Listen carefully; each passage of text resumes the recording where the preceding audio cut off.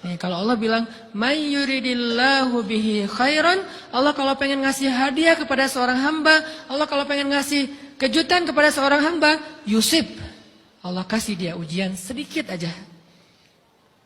وَلَنَبْلُوَنَّكُمْ بِشَيْءٍ sedikit, bisyai'in minal khawf wal ju' wa naqsim minal amwal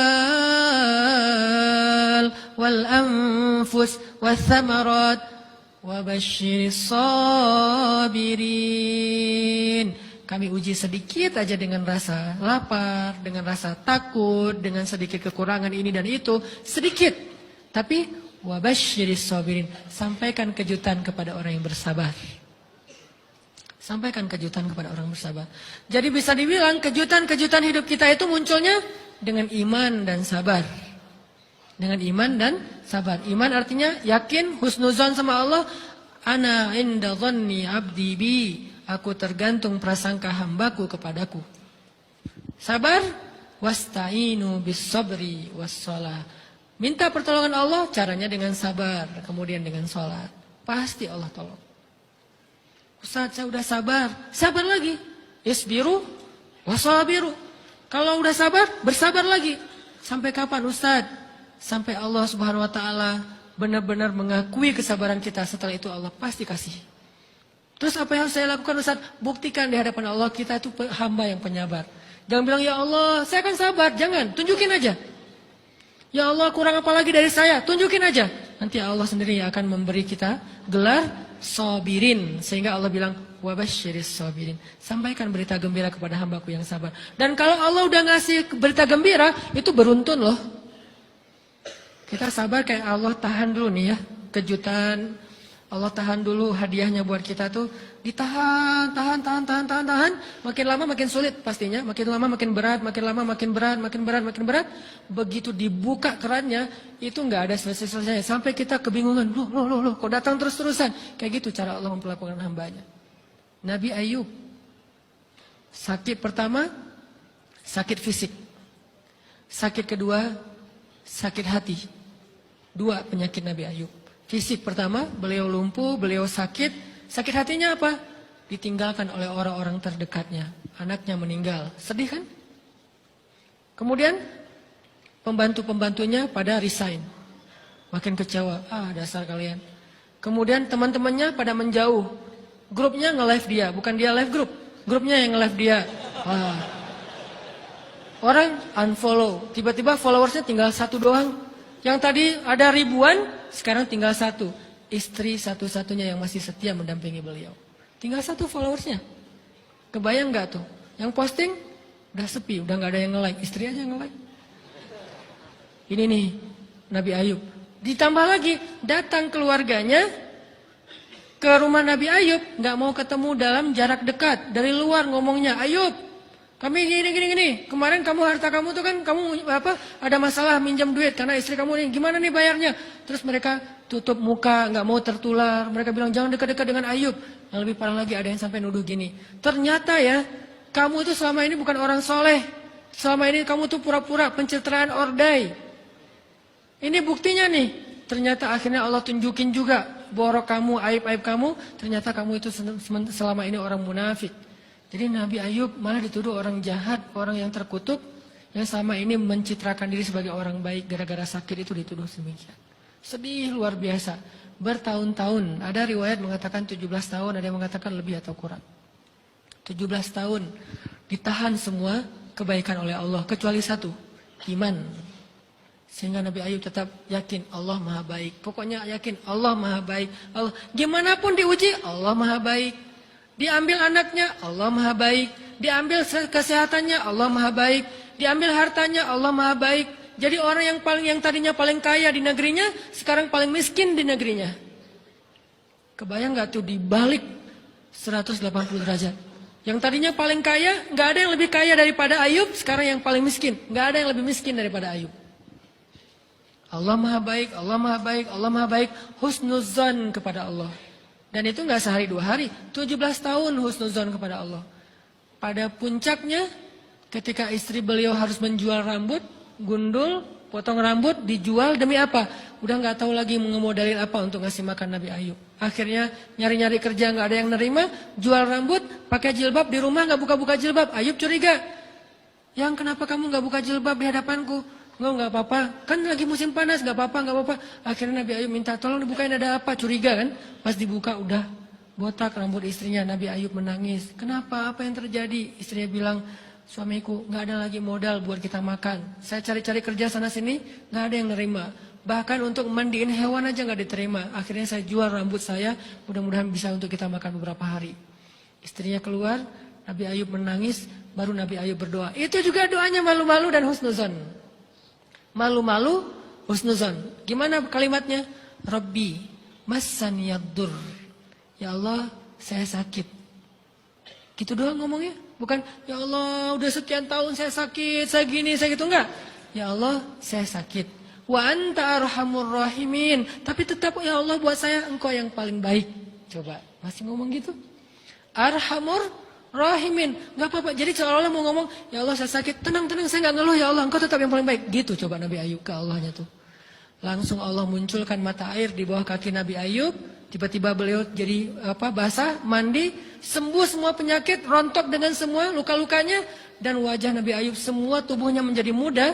Yang usianya tadi udah 80-an tahun, tiba-tiba menjadi di antara 35 tahun. Itu usia ideal. Maaf ya, saya usianya kurang lebih segitulah.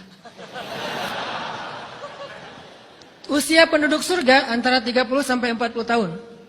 Itu usia penduduk surga. Dan usia itu mempertemukan dua kebaikan. Fisiknya sudah sempurna dan akalnya juga kebijaksanaannya sudah sempurna. Kalau di bawah 30 tahun, fisiknya sempurna, akalnya belum sempurna. Kalau di atas 40 tahun, akalnya sempurna, fisiknya sudah berkurang. Antara 30, 40, 45 ya kurang lebih segitulah. Nabi Ayub menjadi muda lagi. Jadi keren. Persis kayak masa mudanya. Jadi kalau ngelihat foto yang postingan pertama di Instagramnya tuh mirip nih. Kan udah postingan yang ke 1000 ya. Udah berapa tahun dia pakai akun yang sama. Wah, mirip dengan yang dulu. Istrinya datang. Begitu datang, astagfirullahaladzim, ada cowok keren di rumahnya. Tapi mirip Ayub. Cuman gak mungkin ini Ayub. Langsung nyari Ayub, di mana Ayub? Kata Ayub, saya Ayub, suami kamu. Enggak, kamu bukan Ayub. Suami saya itu udah tua, suami saya sakit-sakitan, kamu bukan Ayub. Mirip sih. Akhirnya, saya Ayub, apa buktinya kamu Ayub? Ditunjukkan buktinya oleh Nabi Ayub. Apa buktinya? Nabi Ayub menyampaikan beberapa kenangan mereka berdua di masa lalu yang gak ada yang tahu kecuali mereka berdua. Itulah pentingnya kita menyimpan kenangan.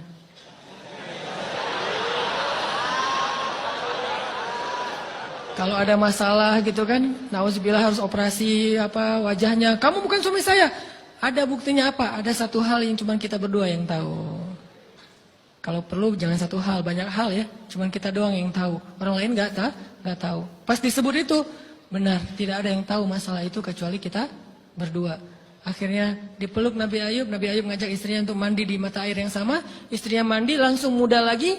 Setelah itu Allah SWT beri mereka harta yang sangat banyak. Lihat kalau Allah udah buka, pertama fisiknya disempurnakan lagi, kemudian Allah turunkan air hujan. Diturunkan hujan bukan air. Hujannya dinar dan dirham. Di belakang rumah Nabi Ayub itu ada tempat penampungan gandum gitu kan. Ada 2 tempat penampungan. Turun hujan pertama, dinar. Sampai penuh penampungan gandum dengan dinar. Koin-koin dinar yang 1 dinar mungkin harganya sampai 3 juta. Turun banyak. Kemudian turunnya lagi dirham. Penuh. Turun lagi di atas atap-atap beliau. Sampai rumah Nabi Ayub dipenuhi dengan dinar dan dirham. Ini apa? Nabi Ayub kaget. Setelah itu istrinya hamil. Setiap tahun ngelahirin 13 anak Nabi Ayub yang sudah Allah wafatkan. Lahir setahun satu. Wajahnya, karakternya, namanya semua persis seperti yang sudah Allah ambil. Seolah-olah mereka belum meninggal tapi mereka hanya pergi dan kembali lagi. Dibalikin semuanya. Dan Nabi Ayub lebih kaya berpuluh-puluh kali lipat daripada sebelum beliau sakit. Buah dari kesabaran.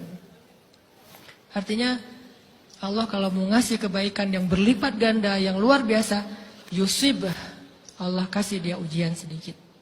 Itu hadis Bukhari. May yuridillahu bihi khairan yusibah min. Allah akan menguji dia. Dan yang terakhir yang kita coba bangun juga, ini saya yang lebih ke perasaan ya. Kalau amaliyahnya mungkin ustaz-ustaz lain mengajarkan amal riyadhah buat sabar segala macam. Ini lebih ke perasaan. Satu, kita yakin emang kita layak dikasih hukuman kayak gini, emang kita banyak dosa. Jangan terlalu besar kepala, saya nggak layak dihukum, saya nggak layak diperlakukan kayak gini. Kalau manusia ke kita wajar, kita ngomong kayak gitu. Saya nggak layak diperlakukan kayak gini sama dia, oke. Tapi oleh Allah layak banget karena emang kita banyak dosa. Makanya kalau kita nggak kuat lama-lama digituin, banyak istighfar. Yang kedua, husnuzon, lebih ke perasaan nih. Oh, Allah pengen ngasih saya kejutan. Sabar, sabar, sabar. Sampai kapan? Sampai Allah benar-benar melihat kesabaran kita. Yang ketiga, nah ini juga lebih ke perasaan. Allah itu kalau kangen kepada kita, ngasih kita ujian. Terutama kita yang kalau nggak dikasih ujian, jarang romantis sama Allah. Kalau udah dikasih ujian, Allah Akbarnya tuh coba getar gitu. Allahu Akbar. Kenapa banyak ujian? Tapi kalau lagi normal, sholat mah sebelah kaki, santai aja. Kalau perlu bersandar gitu ya. Sholatnya nggak wudhu, tayamum cepet-cepetan, biar gampang gitu.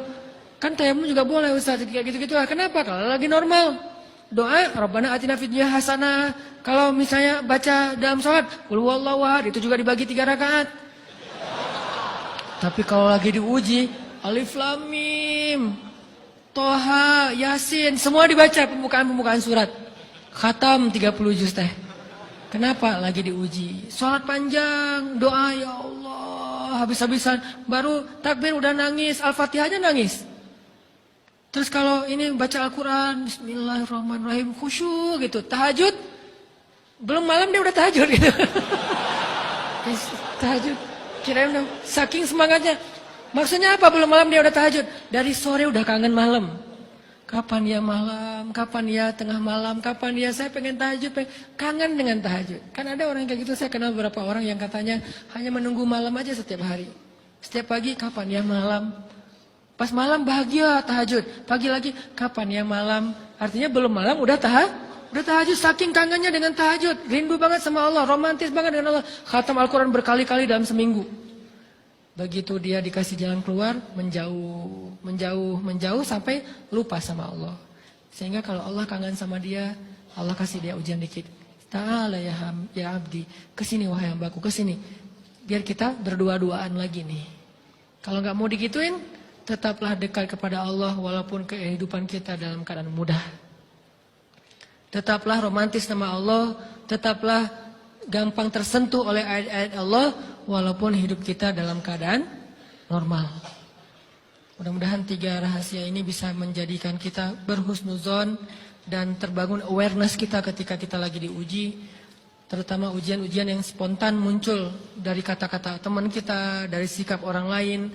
Langsung ingat, oh saya emang ada dosa yang mau Allah hapus. Oh habis ini mau dikasih kejutan. Oh Allah lagi pengen dekat sama saya. 3 hal ini mudah-mudahan terus kita latih.